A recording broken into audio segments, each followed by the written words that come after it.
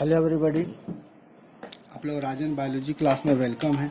आज हम लोग क्लास 11 के सबसे इम्पॉर्टेंट टॉपिक के बारे में डील करने जा रहे हैं। ये topic examination point of view से काफ़ी इम्पॉर्टेंट है और इसके बारे में भी हम लोग को पढ़ने थोड़ा इंटरेस्ट लगेगा।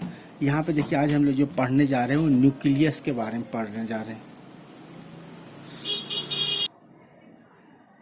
आज हम लोग सबसे इम्पॉर्टेंट टॉपिक न्यूक्लियस के बारे में पढ़ने जा रहे हैं। देखिए न्यूक्लियस क्या है।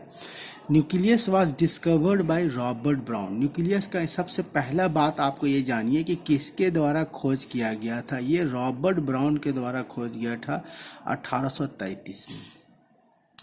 दूसरी बात जानिए कि न्यूक्लियस जो है, न्यूक्लियस एक मेम्ब्रेन से सराउंड किया गया है। न्यूक्लियस में क्या क्या चीज़ पाया था। देखिए सबसे पहला चीज़, न्यूक्लियस कहाँ है, ये सेंटर के सेल के सेंटर में पाए जाते हैं और न्यूक्लियस को एक मेम्ब्रेन, एक झिल्ली इसको सराउंड करता है जिसका नाम है न्यूक्लियर मेम्ब्रेन। और न्यूक्लियस के अंदर में क्रोमेटिन पाया जाता है और न्यूक्लियाई पाया जाता है, न्यूक्लियोप्लाज्म पाया जाता है। तो देखिए न्यूक्लियस को जो सराउंड करने वाला जो मेम्ब्रेन है उसको हम लोग न्यूक्लियर मेम्ब्रेन करते हैं। और इसके अंदर, न्यूक्लियस के अंदर में क्रोमोसोम पाया जाता है। न्यूक्लियस के अंदर में क्या पाया जाता है, क्रोमोसोम पाया जाता है। ये क्रोमोसोम एक पीढ़ी से दूसरे पीढ़ी कैरेक्टर को ट्रांसफर करता है। जब सेल डिवाइड करता है, एक सेल का कैरेक्टर दूसरे सेल में इसी क्रोमोसोम के द्वारा जाता है। क्रोमोसोम का निर्माण क्रोमेटिन के द्वारा होता है। न्यूक्लियोप्लाज्म क्या हो गया, न्यूक्लियोप्लाज्म आपके न्यूक्लियस में एक फ्लूइड भरा रहता है जिसको हम लोग क्या बोलते हैं, न्यूक्लियोप्लाज्म। अब न्यूक्लियर मेम्ब्रेन क्या हुआ, देखिए न्यूक्लियस को साइटोप्लाज्म से अलग करने वाला जो मेम्ब्रेन है उसे न्यूक्लियर मेम्ब्रेन कहा जाता है। Nuclear membrane separate the nucleus from the cytoplasm. Nuclear membrane को कौन सेपरेट करता है, न्यूक्लियोप्लाज्म से न्यूक्लियर मेम्ब्रेन सेपरेट करता है and provide pathway for the transport of material between nucleus and cytoplasm. अब देखिए न्यूक्लियस के अंदर में बहुत सारे मटेरियल जो साइटोप्लाज्म में ट्रांसपोर्ट किया जाता है, अब बहुत सारे मटेरियल साइटोप्लाज्म से न्यूक्लियस के अंदर ट्रांसपोर्ट किया जाता है। इसमें ये न्यूक्लियर मेम्ब्रेन एक प्रकार का सेलेक्टिव परमिएबल के रूप में काम करता है। मतलब जिसको चाहिए सेलेक्ट करेगा, सेल न्यूक्लियस के अंदर प्रवेश करा देगा, जिसको नहीं चाहेगा उसको ये प्रवेश नहीं कराएगा। तो एक तरह से हम लोग बोल सकते हैं कि न्यूक्लियर मेम्ब्रेन क्या एक पाथवे है। न्यूक्लियर मेम्ब्रेन क्या एक पाथवे, एक रास्ता है जिस रास्ता से साइटोप्लाज्म का कुछ मटेरियल न्यूक्लियस के अंदर प्रवेश करेगा और न्यूक्लियस का कुछ मटेरियल साइटोप्लाज्म में प्रवेश करेगा। जैसा कि हम लोग जानते हैं कि ट्रांसलेशन के दौरान mRNA जो होता है न्यूक्लियर मेम्ब्रेन को पार करके साइटोप्लाज्म में आता है। और दूसरा चीज़ यहाँ जानिए कि न्यूक्लियर मेम्ब्रेन एक डबल मेम्ब्रेन। न्यूक्लियर मेम्ब्रेन क्या डबल मेम्ब्रेन है जिसमें बहुत सारे न्यूक्लियर पोर प्रेजेंट है। यही पोर से, इसी पोर से सब्सटेंस का एक्सचेंज होता है बिटवीन न्यूक्लियस एंड साइटोप्लाज्म। तो यहाँ तक आपको समझ में आ गया, यह क्या बात समझ में आ गया कि न्यूक्लियस किसके द्वारा डिस्कवर किया गया, रॉबर्ट ब्राउन के द्वारा। न्यूक्लियस को एक मेम्ब्रेन सराउंड करता है जिसका नाम है न्यूक्लियर मेम्ब्रेन और इसके अंदर क्या भरा हुआ, क्रोमेटिन है, न्यूक्लियोलाई है, न्यूक्लियोप्लाज्म है। न्यूक्लियर मेम्ब्रेन क्या है, न्यूक्लियर मेम्ब्रेन न्यूक्लियस को साइटोप्लाज्म से अलग करता है और एक पाथवे प्रदान करता है कि ट्रांसपोर्ट करता है material between nucleus and cytoplasm.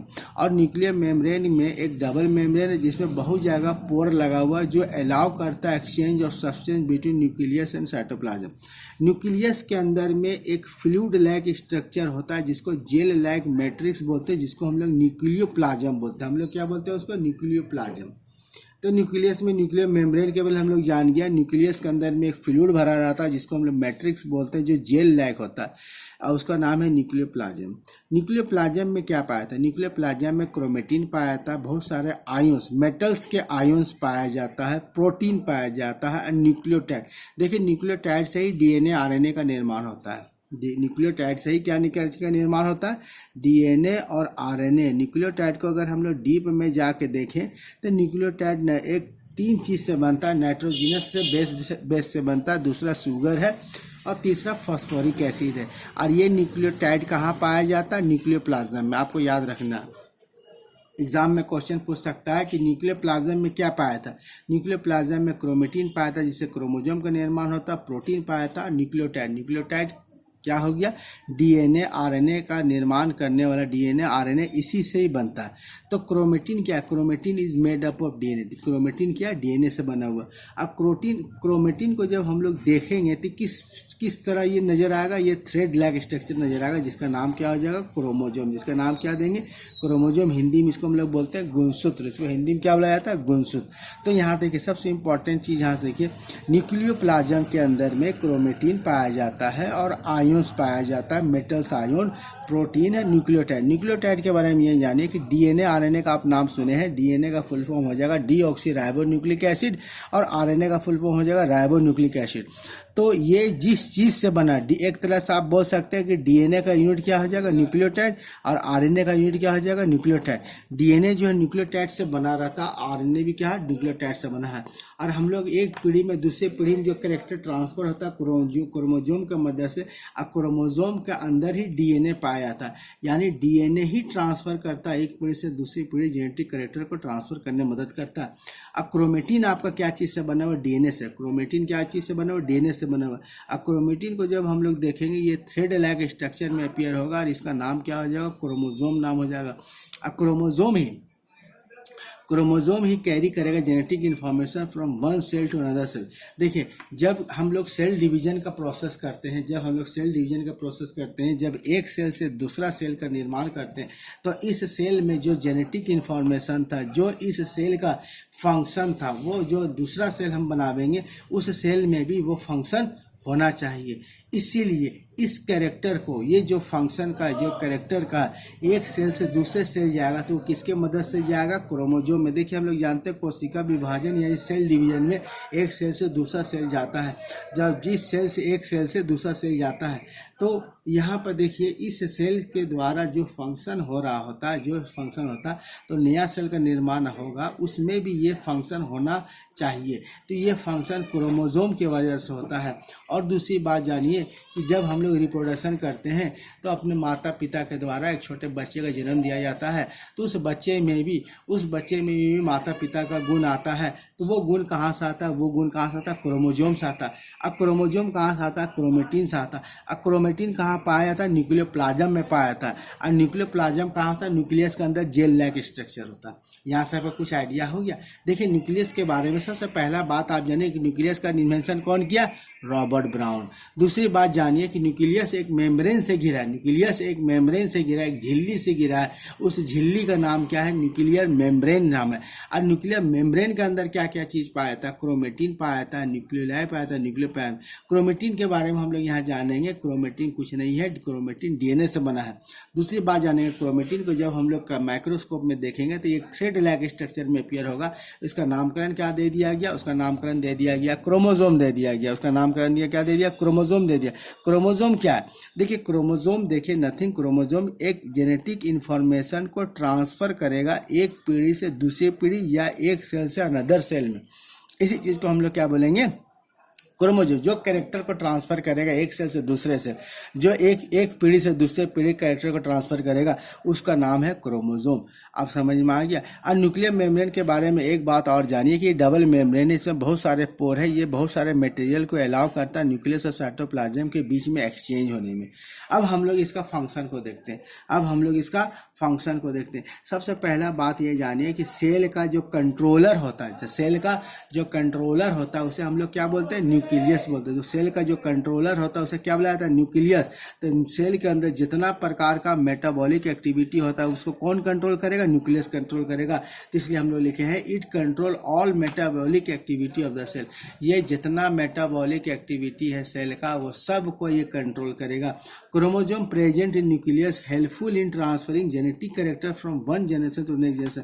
अब यहाँ पे देखिए न्यूक्लियस के अंदर में क्रोमोजोम पाया था, न्यूक्लियस के अंदर में क्या पाया था, क्रोमोजोम पाया था। अब क्रोमोजोम ही जिम्मेवार होता है, क्रोमोजोम ही रेस्पॉन्सिबल होता है transferring genetic character from one generation to next generation. मतलब क्रोमोजोम ही जिम्मेवार होता है कि जेनेटिक इन्फॉर्मेशन को, यानी जेनेटिक कैरेक्टर को या गुण को एक पीढ़ी से दूसरे पीढ़ी लेके जाने का।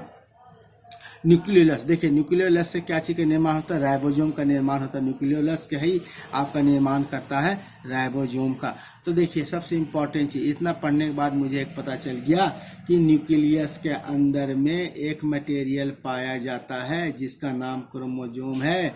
वही एक पीढ़ी से दूसरी पीढ़ी जेनेटिक कैरेक्टर को लेके ट्रांसफ़र करता है। और दूसरी बात जानिए कि यहाँ पर मुझे पता चल गया कि ये न्यूक्लियस ही कंट्रोल करता है जितने प्रकार का मेटाबॉलिक एक्टिविटी सेल में हो रहा है। जैसा कि हम लोग इसके पहले वीडियो में जान चुके हैं कि माइटोकॉन्ड्रिया के द्वारा क्या चीज़ का निर्माण होता है।